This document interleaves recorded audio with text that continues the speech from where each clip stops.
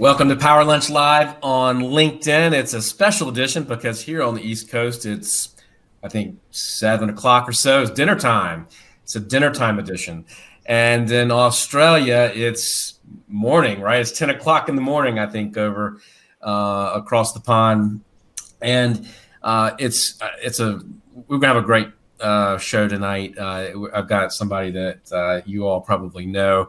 And we're going to pick his brain about digital marketing and video on LinkedIn. But before that, we do the program every Tuesday, Wednesday, and Thursday, and a lot of Fridays around 12 noon Eastern Standard Time.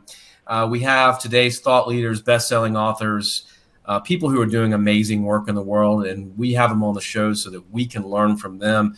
Now, the great part about this is I want you to type your questions in tonight. Because I want you to get your questions answered about digital marketing. We're going to take questions from the audience. So please do ask them. And you can do that on Facebook. You can do it on Twitter. You can do it on LinkedIn. You can do it on Twitch, I think. You can do it on all the platforms that are important. And we'll be checking those throughout the show to see if we've got questions from you. Another thing, give it a like, a share, so that your network can benefit from these same conversations. And of course, so we can shamelessly grow our audience. Now, or not so shamelessly. Whatever works. Whatever works, man. So I've got Ahmad. He is an edutainer, brand ambassador, sales extraordinaire. He's done over $1 billion in sales with his business. LinkedIn is a LinkedIn personality speaker. I know you've seen him on LinkedIn. He empowers progressive professionals. He's a video trailblazer. He's been featured in Inc. and Forbes and a lot of other publications. And he's also responsible, or maybe he's kind of co-responsible for with David Breyer, this epic music video. I know you remember from a couple of months ago, 2 million views worldwide. And the first question, Ahmad, is: do you and David have anything else in the works, man? Yes, we do. We've committed to doing a few things together going forward, but I want to keep it as a bit of a surprise. Let's just say there are a few things coming. Absolutely, we love collaborating with each other, and it's a way for our creative juices to flow. So yeah, stay tuned. Stay tuned. All right, you're gonna tease us. You're a big tease, man. Teasing us. I love teasing. It's what I do. Yeah. So thank you for being on the program, man. My pleasure. And good morning, good evening. I'm really looking forward to having this chat. What is, I want to ask you, first question is there value in video for every brand and every type of business, you think? It's a very valid question. I think it's probably becoming more prevalent now than ever. And look, you can segment it based on LinkedIn and other platforms as well. We've seen what's happened with other platforms. Video has gone absolutely crazy. Everything from Instagram, and now we're seeing the growth and evolution of TikTok, which is insane. More growth than any other platform. But LinkedIn video started about 2 years ago. And prior to that, as we know, it was a job-seeking platform. It was predominantly used to showcase your online CV. And in that last 2 years, the amount of growth that LinkedIn has seen as a result of video and everything that video then means, as in personal branding, being able to market your products, your services, talk about your own personal values, show people you, the you that is doing business with them. It's completely changed the platform. And it's given people a lot of opportunities to brand themselves and position themselves as authorities for free. I mean, yeah, there's sweat equity there, and it takes time to create content. But everything that I've created, for example, has been completely free. And the opportunities that have come as a result of that have just been incredible. I mean, when I say life-changing, I know it sounds dramatic, but it's literally been life-changing for me. And that started from video content. How so? How did it change your life? I have been able to transition into some industries that are much closer aligned with what I am. I've been offered many opportunities to do speaking arrangements. I've met incredible friends business partners, built a lot of incredible relationships, and have been able to just have the conversation around myself and my brand and my future and my goals, purely because I put myself out there and people have seen me as a result of video. It's been incredible. I mean, and I think about what it was like prior to LinkedIn, and it was chalk and cheese. So it's completely shifted the way I do things. What do you think makes good video content?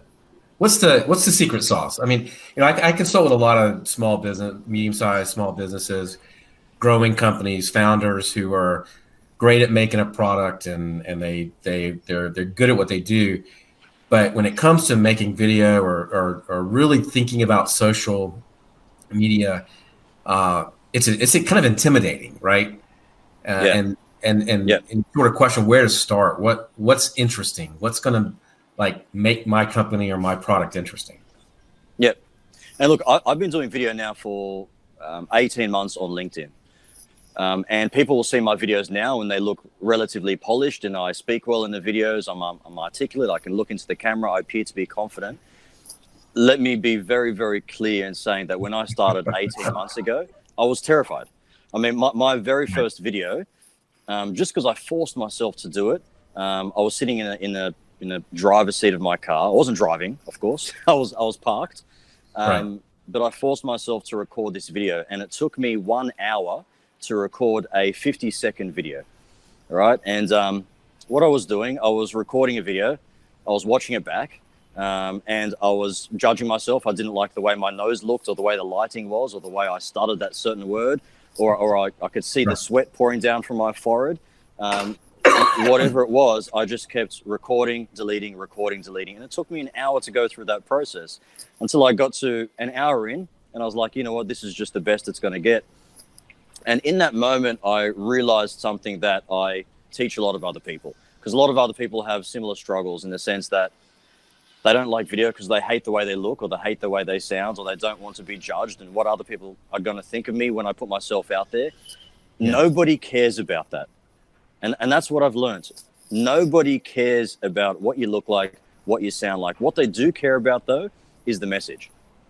Yeah. Right? So if you have a message, and you know it's a message that can deliver value, and it's a message that can actually help someone, your audience, your clients, you've actually got an obligation to put that message out there. Go ahead. No, go ahead. What I was going to say is, that being said, there are some people that have different talents and different skill sets. I learned my skill set was video after a lot of practice. Believe me, I didn't start off that way. There are many people that I know who are gifted at writing, and they can actually better articulate themselves through writing articles or text posts, and that's the way they do their copy on LinkedIn, for example, or other platforms. And that's perfectly okay. It's actually important to lean on your strengths. However, there's something about video that is able to create and build a personal brand unlike nothing else. I mean, it's exponentially faster, right? Because, you think it's is because people can see, they can't touch you, obviously, but they can see your face. They can see your micro expressions. They're judging you kind of right then and there on whether or not they believe this content, or whether you connect with them in some way. Yeah. And look, I'm not going to connect with everybody. I completely understand that. But I'm putting myself out there, and people realize that you're putting yourself out there. I'm putting myself out there to be judged, for people to give their opinion. But I know that there's going to be a specific segment of the people that watch my videos that are going to like the way I approach things, that are going to like my style, that resonate with who I am and what I do.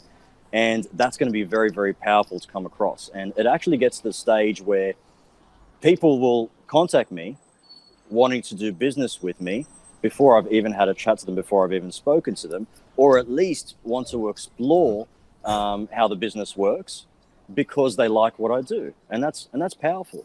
I mean, that means they're already maybe 50, 60% through the decision-making process before I've even opened up the discussion. And that's just because they've researched you, they've looked at your stuff online. And that's looked at the videos. Yeah, they've looked at the videos, they see the social proof. you know, the following, the engagement on the posts, what other people are saying. And so you're just able to expose yourself to a much wider audience in a shorter period of time. We talk a lot about being genuine. You know, that we throw that word around a lot. You hear authenticity and, you know, authenticity, right?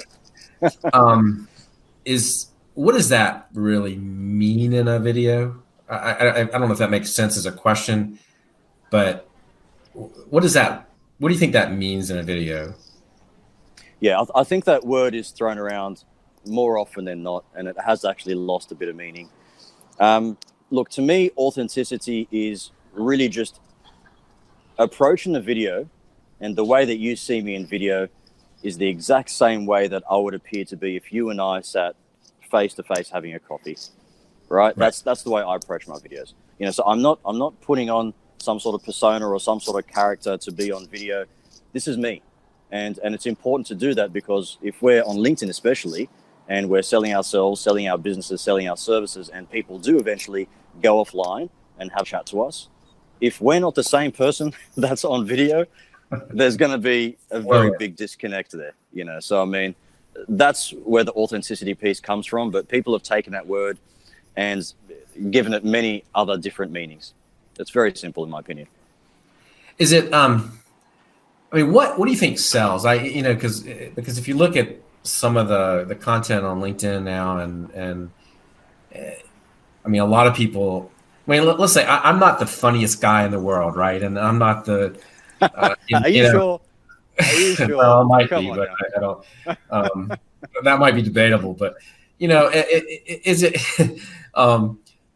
about having, is it like, does humor sell? I mean, so a lot of people are using different methods to sort of reach an audience and to sell or to promote themselves. And I mean, but you can't,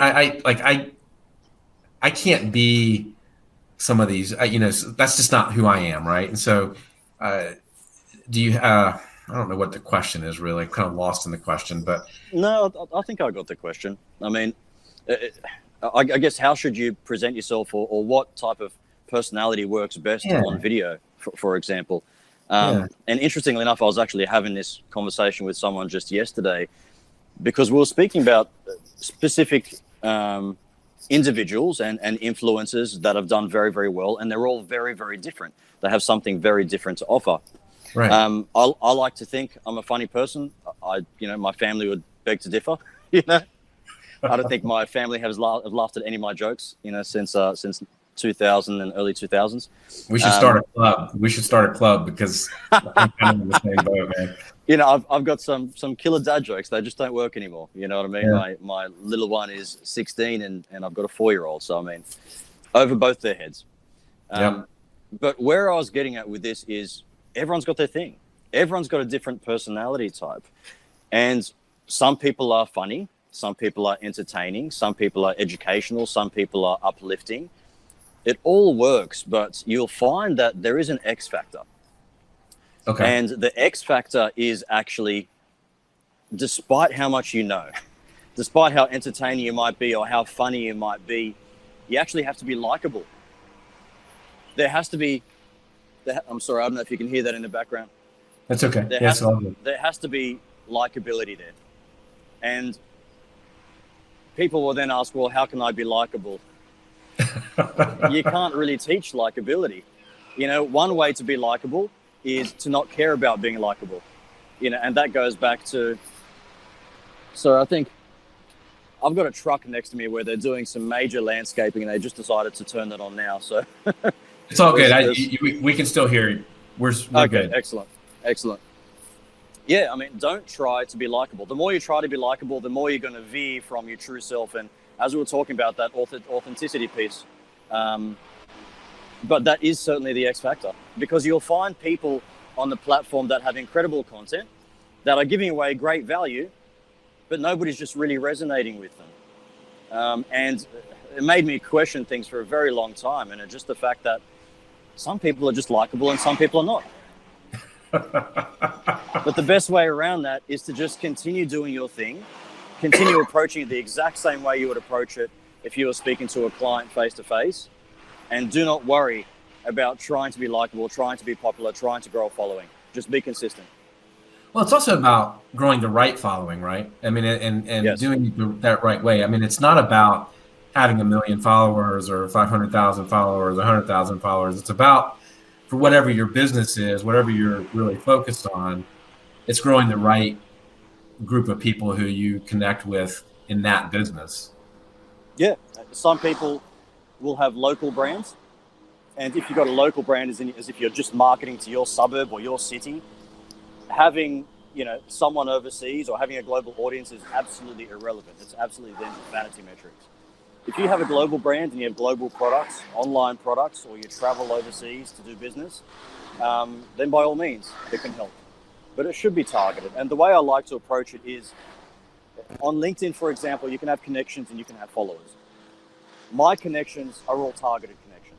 Okay, I've personally accepted their connection request or sent connection requests to them because they fit my target audience and ideal client profile. In terms of my following, I don't care who follows me. Right? I don't even have control over that. Like, you can go onto my profile, click follow, and you're following me. And so I've got quite a few followers. Am I going to do business with them? Absolutely not. I mean, not all of them. I'm sure there's a segment of the following that are within my target demographic, but I can't control that just yet anyway. I can certainly control my connections, and that's what I like to really drill down on. Yeah, I'm glad you made that distinction, because there is a difference. And I think we often get caught up on the followers when your connections are actually the people you're going to do business with. And I think that's really a great distinction. Yeah, that's right. What do you think makes, excuse me, the difference between sort of company pages and personal pages? Should you put as much effort into the company pages as you do your individual page, you think? I think it helps to have a company page and to have that presence there and have somewhere to direct people and point at the end of your video or at the end of your content. But it should be coming from yourself, the personal brand. We've all heard the phrase that people buy from people, and trust is actually going to come from you talking about it from a personal standpoint as opposed to a company. People have lost trust in companies. Company branding still exists, of course, but it pales in comparison now to personal branding. I mean, we're in the age of influencer marketing. And here's an alarming statistic for you, and this is the age that we're in.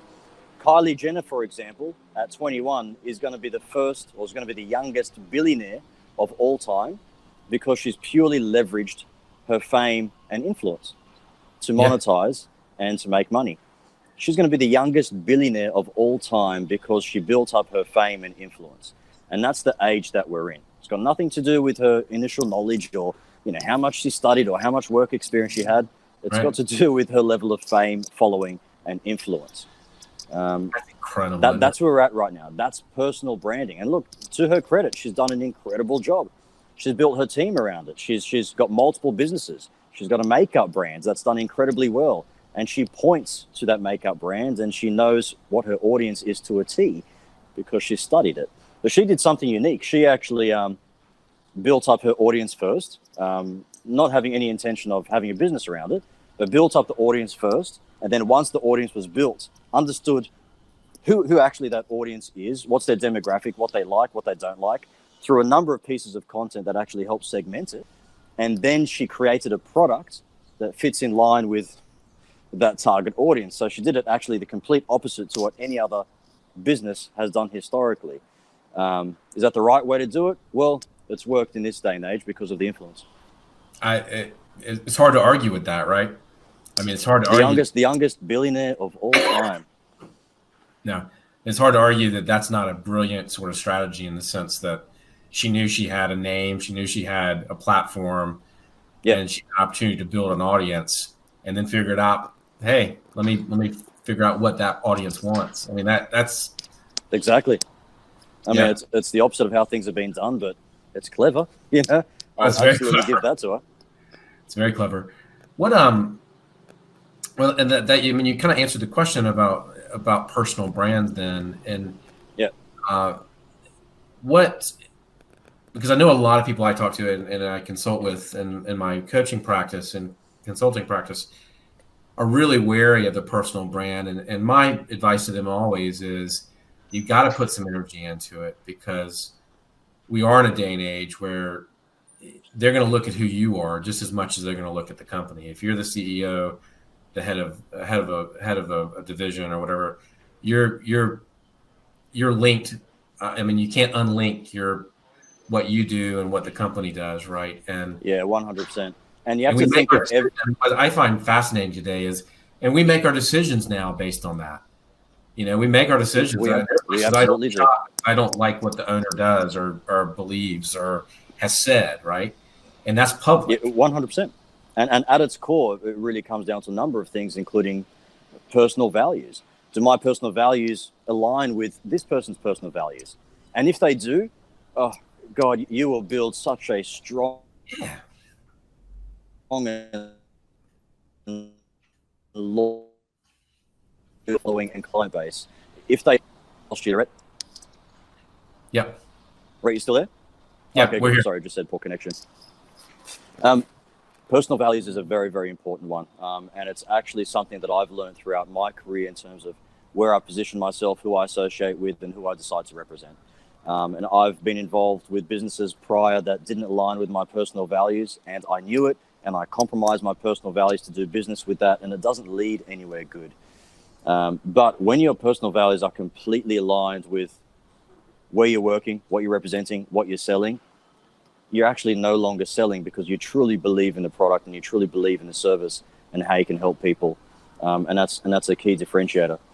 But yeah, values is important, and you have to keep in mind that our future clients, our future customers, the future market are millennials, Generation Z. And what are millennials and Gen Z focused on right now? I mean, are they looking to do business with businesses and companies? No, they're not. They're actually gravitating towards people that they're aligned with, people that share their values and what they stand for. And that's actually how they're making decisions about who to do business with. And we have to keep that in mind when we're developing our personal brands and who we're trying to target and how we're targeting them. Yeah. No, I agree. What is in video, what's the how often should you post? Is there an equation for, so if you're putting together sort of a video strategy, what do you think sort of is how should that kind of look? And I think the best way, broad question, but the best way to break that down is to understand the algorithm of each platform. Okay. And what I mean by that is, in its simplest form, and the best way I can explain it, on LinkedIn, for example, your goal is to try to remain in the newsfeed. Okay, that's how people are going to find you. And you can be in the newsfeed by either posting content or engaging on people's content. And why you want to remain in the newsfeed is because you're obviously going to be visible. People are going to see you. They're going to click on your profile. They're going to see what you do. And then, they're going to then be passed onto your website or wherever it is they choose to go. And that's a key point in understanding what your content strategy should look like. So if we take that as the foundation, and we've learned that posts on LinkedIn generally have a lifespan of about 48 hours. It's quite a short lifespan. After about 48 hours, they pretty much go into the LinkedIn black hole, and they're no longer visible unless they've gone viral and they continue going. So that says that posting really, at a minimum, should be done at least once every 48 hours. Whether it's a text post or video or whatever it might be, something that adds value. In terms of engagement is a very, very key part of this platform. They call it social media, and the key word there is social. You have to be social. It's a great way to build a community, to add extra visibility, and also have people notice you and notice your brand. So engagement is really just liking and commenting on other people's posts. Okay, and the more value you add in your comments, the better, because if you can add value to someone's comment and that then gets someone to, click onto your profile and view you, it's a win-win. But you can also be strategic with engagement, as in who you choose to engage with. So for example, in my prior career, I was in property.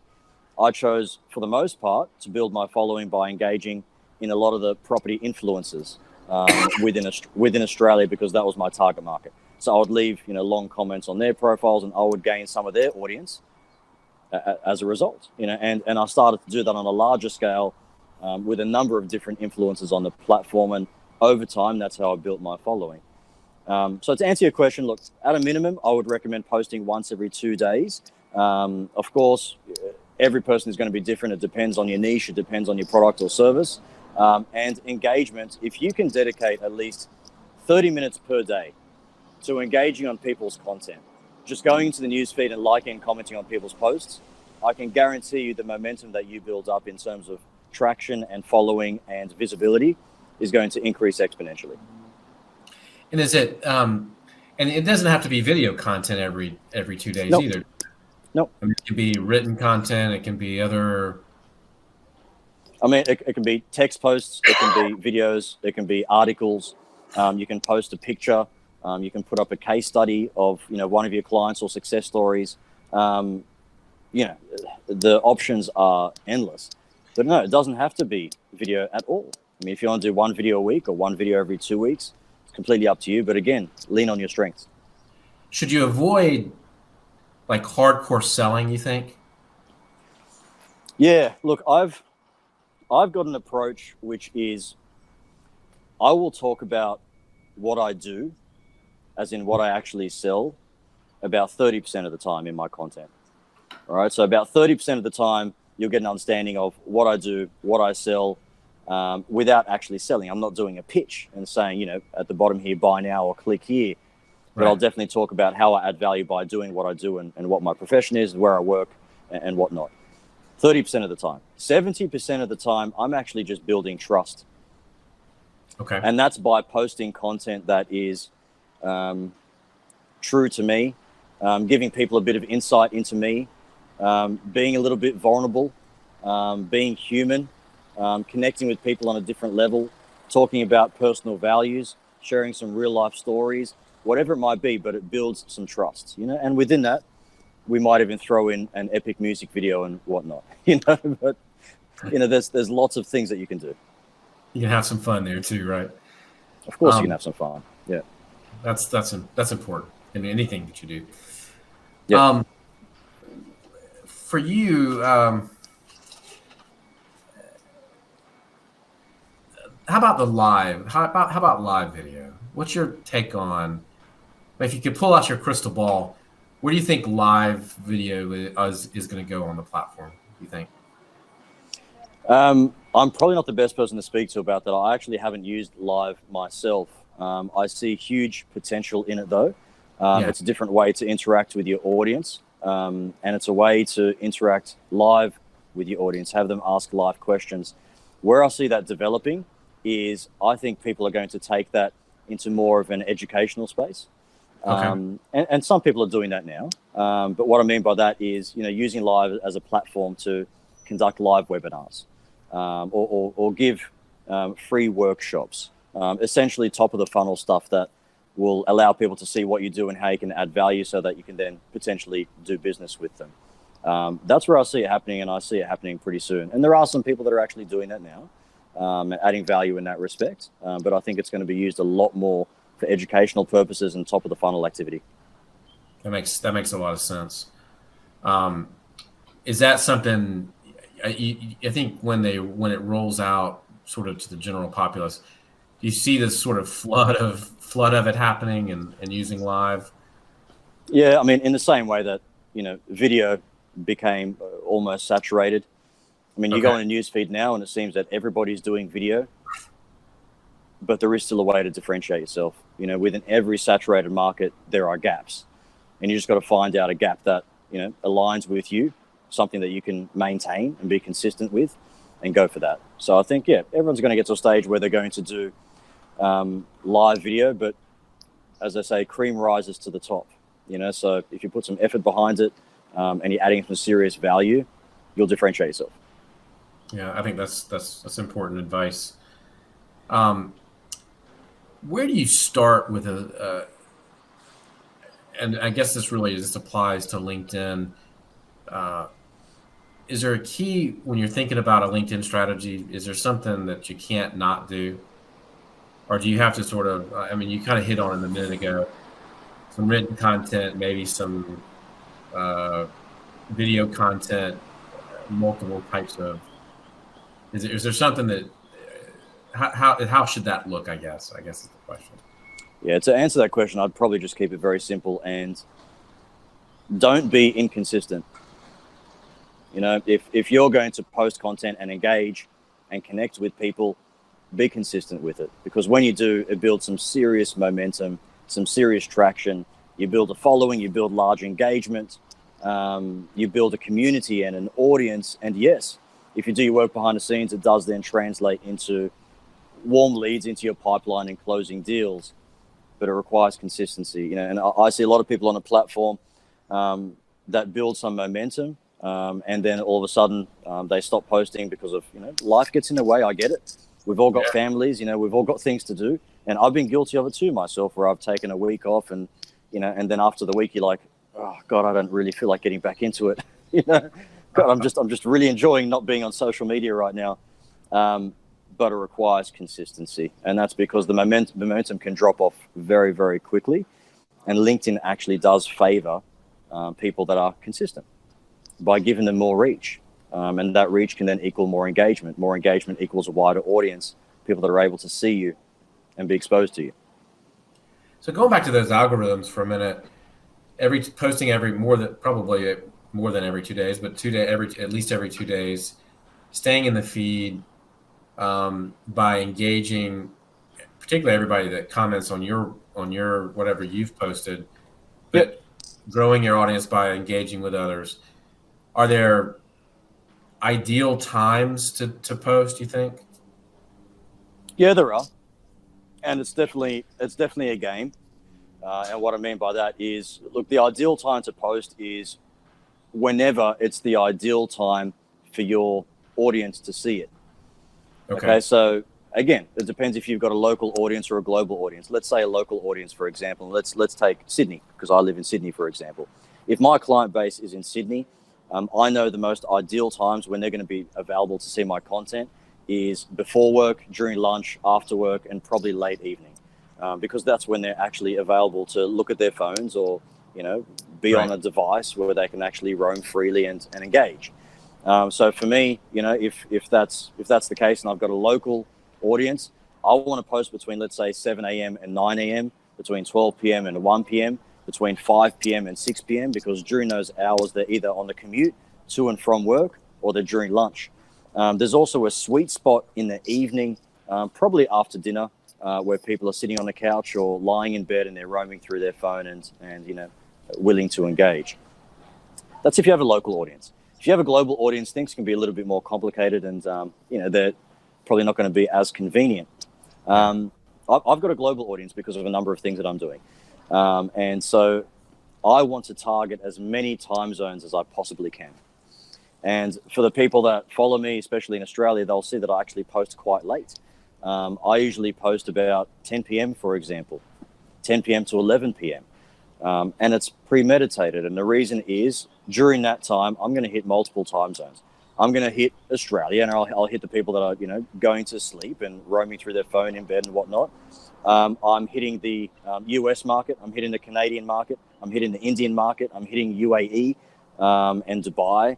I'm hitting many, many different markets at the one time. And what that does is interesting. One, it allows a lot more people to engage in my content quicker, and LinkedIn favors that. And one thing that's important to note is that timing is important, because the first hour of you posting is important. How much engagement you receive in the first hour is going to dictate exactly how far and wide your post goes. Okay, so LinkedIn within the first hour, based on how much engagement you receive, will actually segment your content either into spam or low quality or high quality. So if you post something and in an hour you get nothing, it's crickets, your post is going to be segmented as spam. And LinkedIn is not going to send it out any further or much further. If you post and you get 20 likes, 5 comments, whatever it is in the first hour, it's going to see that it's a high quality post. People are engaging. It's going to then send that to a much larger audience. So in order to gamify the system, so to speak, and I hate to use that word, it's best to post at a time where you are going to get the most traction because people are available to see it.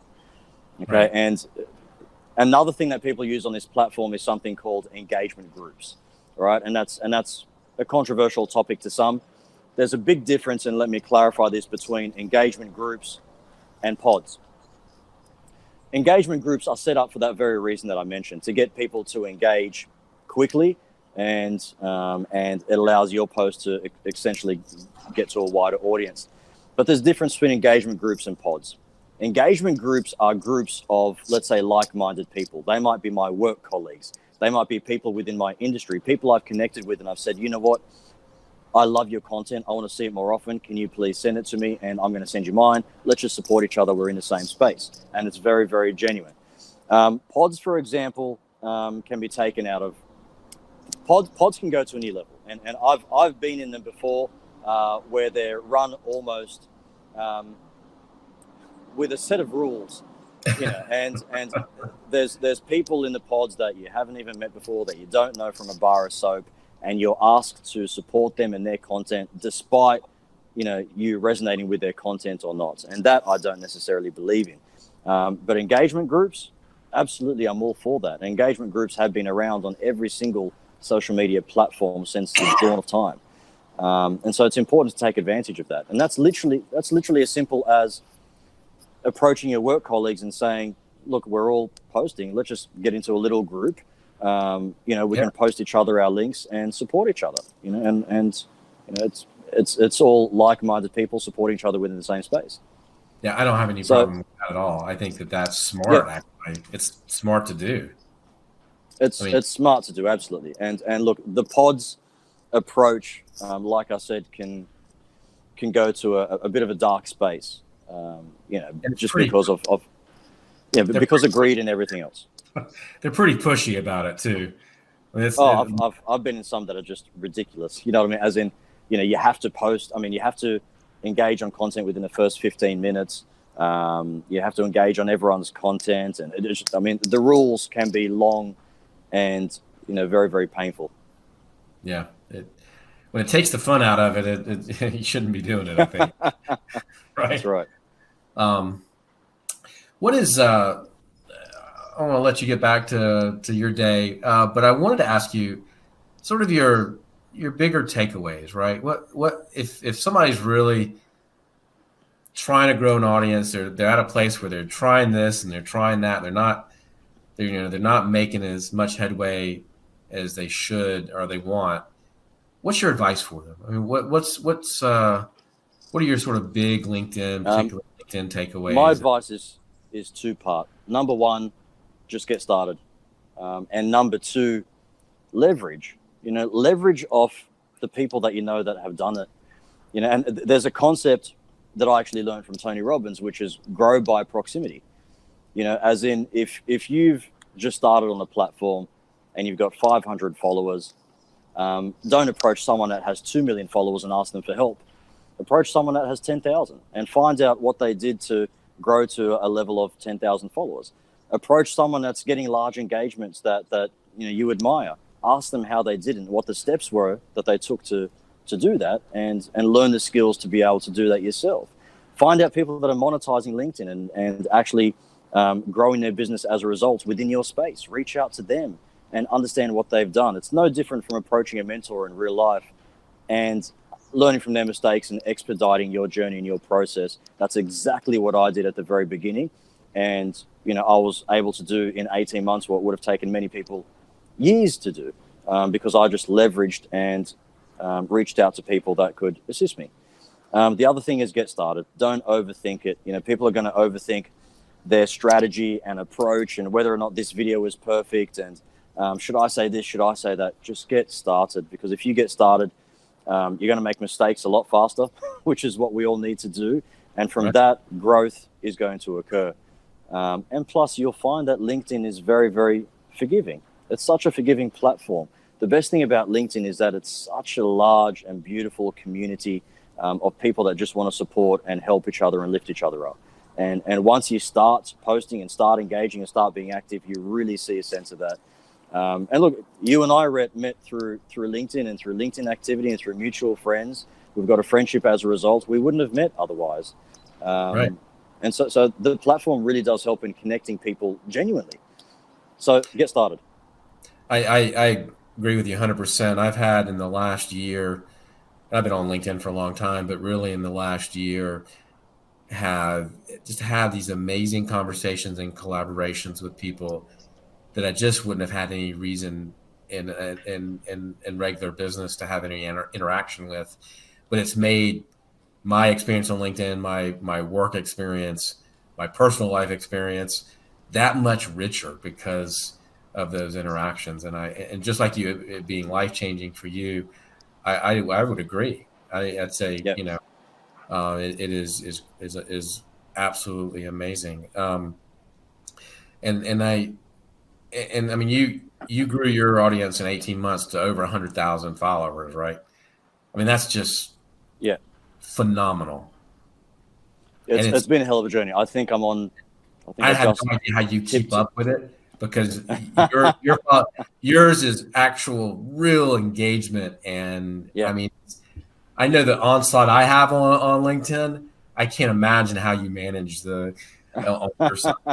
Look, I dedicate 1 to 2 hours per day consistently for LinkedIn, and I do that because it's an absolute investment in me, my brand, and my business. And I've proven that. I mean, I get ROI from that. So for me, it's like another 1 to 2 hours of work. But I'll be honest, I do enjoy it. I love creating content. I love editing videos and doing all that fun creative stuff. It gets me away from, the day-to-day stuff of what I do. Yeah. And like you mentioned, I love the community feel of it. And actually just spending time, engaging and having those conversations with people online. I genuinely enjoy that. So I've been very consistent with it, and I've set myself some goals to continue to be consistent with it, just to continue that momentum. But yeah, it takes time. There's no doubt. Well, hey, man, Ahmad, thank you for sharing your wisdom. I think it really does help people to understand that you don't have to overthink it, that you don't have to make it complicated.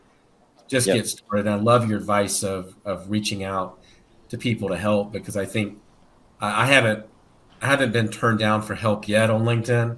I think people are more than willing to lend a helping hand, give you some advice, review content, review your page to see what they think you could do better. People are always willing to help. Oh, they are. And look, I'm willing to help as well. So feel free to reach out. I'm happy to provide my advice, but I haven't been turned down either, and that's the nature of the platform. How can people find you? Okay, and we'll put a link. We'll put a link in the thing, but perfect. So feel free to reach out to me via LinkedIn.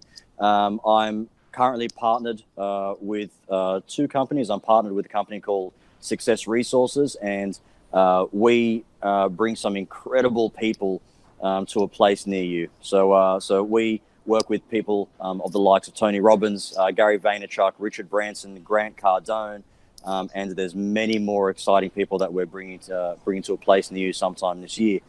So feel free to reach out to me via LinkedIn and get in touch. You can go to success-resources.com.au. I'm also partnered with a company called Sales IQ Global. And I'll be running some social selling workshops. So a lot of the stuff that I'm talking about now, I'll be teaching in a 2-day workshop at least once a month. So feel free to reach out to me to discuss that also. Yeah, we didn't even get into the whole sales thing, which is a whole nother hour conversation, picking your brain about sales. Absolutely. And look, that is a different conversation, because a lot of the stuff that we discussed, or the stuff that you see at face value on LinkedIn, a lot of the magic actually happens behind the scenes via direct message, via the use of tools like Sales Navigator, and that's a whole different ballgame. Yeah, no, absolutely. It's a whole nother skill set and a whole nother, but you're excellent at it. Sorry, I've got a cough here. I don't No have problem. coronavirus, I promise. Yeah, that was gonna be my next question. I can't give it to you over the phone. I'm sorry. No, I'm safe over here. I'm okay. You're safe. You're safe. Mark safe. Mark safe on Facebook, right? Um, hey, that's another quick. I could talk to you all night. How is that changing? How is that worldwide pandemic? I mean, I know you've been affected by speaking gigs. I know it's.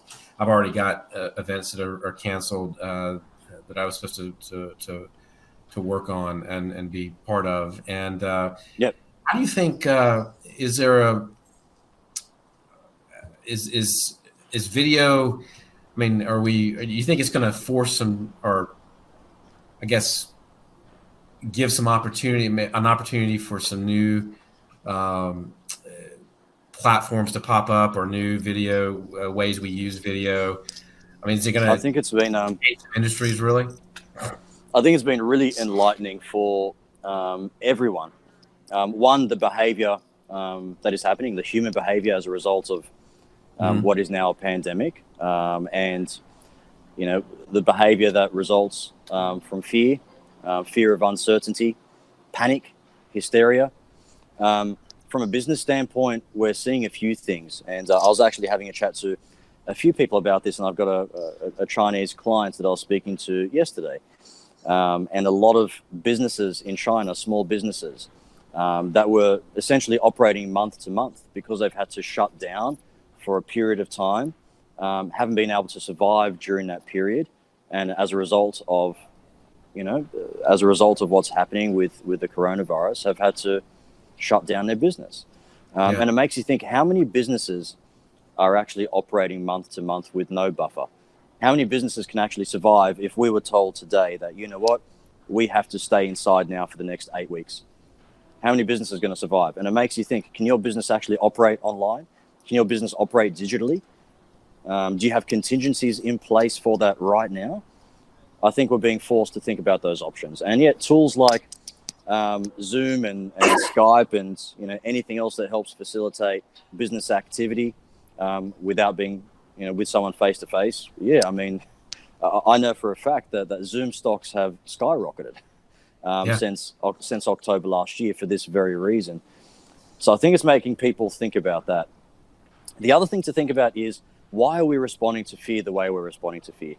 And you and I were discussing this before the call, Rhett, where some of the behavior is just ridiculous, and it's happening here, it's happening in the States, where in order to compensate for the lack of control, people are now going to supermarkets in droves and buying trolleys full of toilet paper and pasta and rice, and the shelves are now empty. You can't go to a supermarket here in Australia, in Sydney especially, and find toilet paper.